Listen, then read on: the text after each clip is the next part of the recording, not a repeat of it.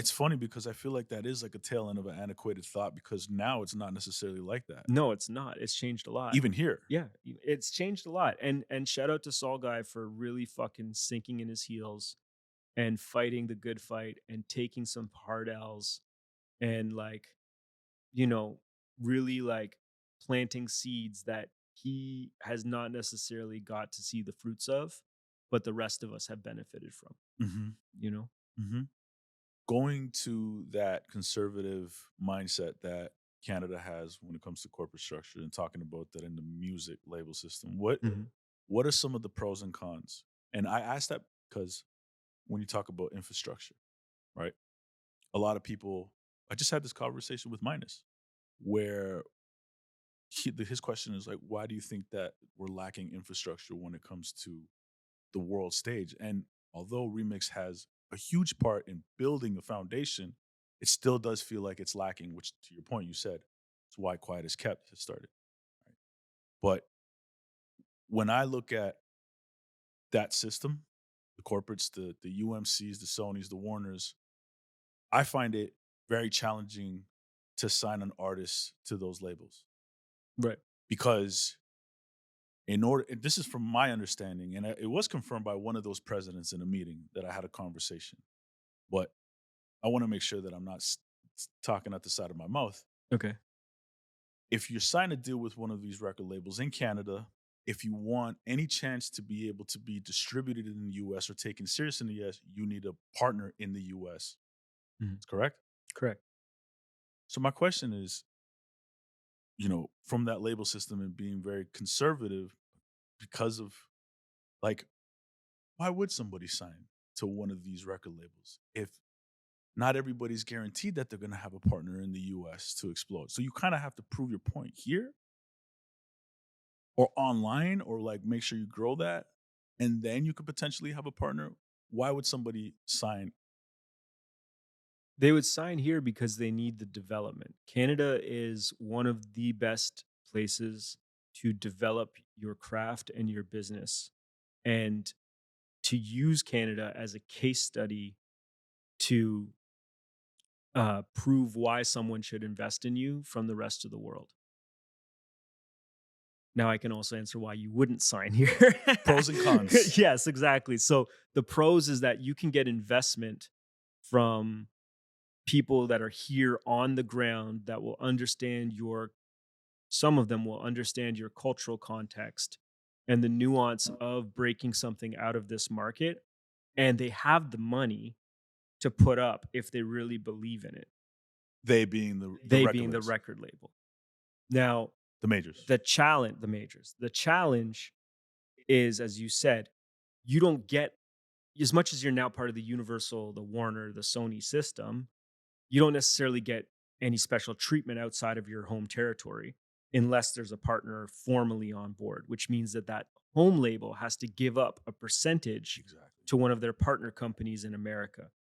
And no matter what, the percentage that they give up to that partner company in America is not of equal value if the American company signed you directly. Exactly. So they're getting the American meaning the American company is making less on the dollar because they have to do a kickback to Canada. Now, of course, they're spending less because Canada is shouldering the development costs and most of the initial recording costs and all that stuff. So it's less of a risk for them. So Mhm. they're willing to take it on.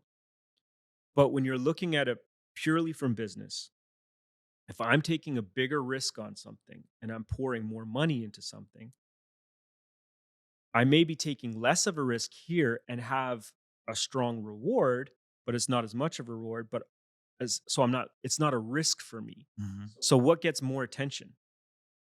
The thing that I poured more money and took the gamble on. Yep. Even though this is not a gamble and I could just, hey, it's easy money, they're still paying marketing dollars. They're still being a good partner, still putting people hours into it, but it's less of a gamble. Yeah. But it's like, but I took the gamble here. Exactly. So I've invested my own money into this. So I have to make that back. That's my bottom Yep. line. And I'm going to make more on it when it pops.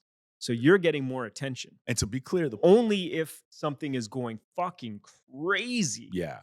does that joint venture person get an equal or preferential treatment. And it has to be going fucking crazy. And when it starts to go fucking crazy, more times than not, there's a restructuring of that deal for this partner to eat more. Yeah. And let's be clear, when we're talking about partners, what we're saying is, the major record labels here in Canada are Sony. I mean, across the world, it's Sony, Warner, and Universal.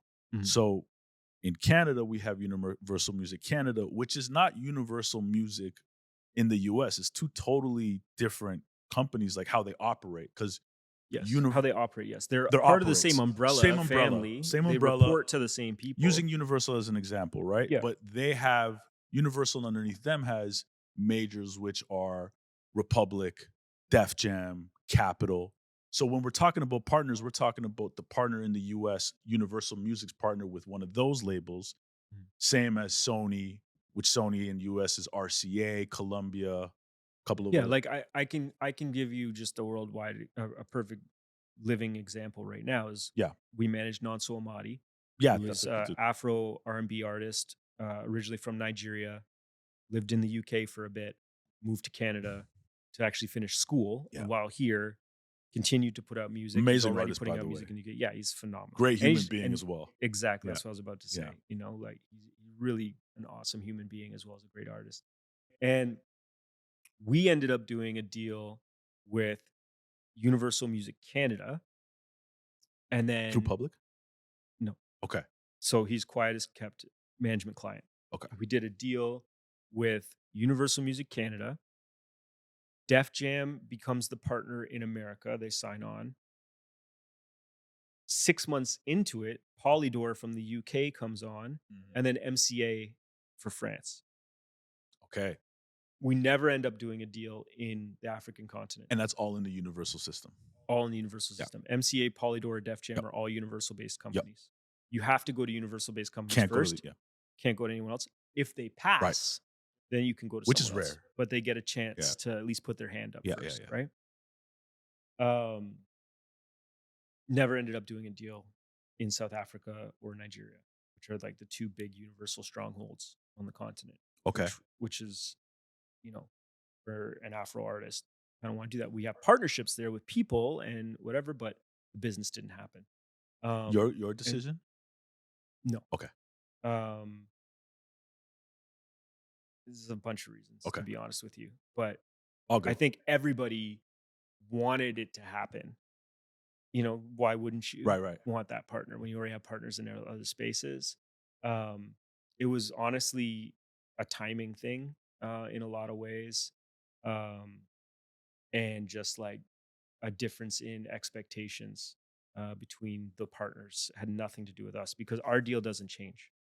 So, as an artist, when you're signed to Universal Canada, the percentage of what your deal is does not change Mhm. when Def Jam, Polydor, MCA come on.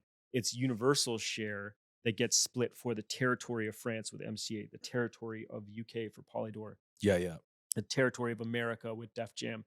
Their label share gets split, but it They doesn't have to hurt me. figure out the pie on their They have to side. figure out the pie. For me, as a manager, I'm like, get these other fucking countries on board. Like, I need boots on the ground who Yeah. have skin in the Yeah. game, who are putting up money that I can call and be like, Yeah. what's going on? How do we make this pop over there? Right. You know what I mean? I want as many partners as possible because it's not affecting my artist share or my revenue by extension, right? Yep. It's them. And so I need them to figure out how to play well together within their ecosystem. And then I need to figure out how to manage that process Mhm. because now you don't have one label to talk to, you have four, sometimes It's six, a fact. Yeah, right? yeah, Labels to talk to. yeah. I remember in the early days with Jesse Reyez being on calls, and there was like 34 13, people 40. on there. Yeah. Like, Yeah. I was like, this is crazy. Yeah, Like, yeah. what the fuck? Like, Yeah. how many people are on this phone call right now? Yeah. And like, of course, there's designated people that know what they're talking about and when to chime in and whatever. But it's like, this is a small army of humans around the world. Like, Yeah. And it's a lot of moving but to pieces. be honest, they were predominantly US and UK. And So it UK. was like Island and Polydor, but it was a lot of people on there. Yeah. Just to your point, very hard to manage because you are being pulled in different directions. That deal was a 50-50 profit split. Mm. Canada got a small piece, but we carved out Canada due to Chip Sutherland. Shout out to him, legal lawyer manager who helped us structure that. But in the US, it was now a 50-50 deal between Island and Polydor. Still to this day, it's still the same agreement that she just moved through. So they both had equal amount of skin in the game. So now you had to navigate how to make sure both partners are happy. And in this day and age now, as the deal went through, we deal more with Island, but there's still a weekly conversation with Polydor for sure. I would assume so with Right. Yeah. Byron and Jemima.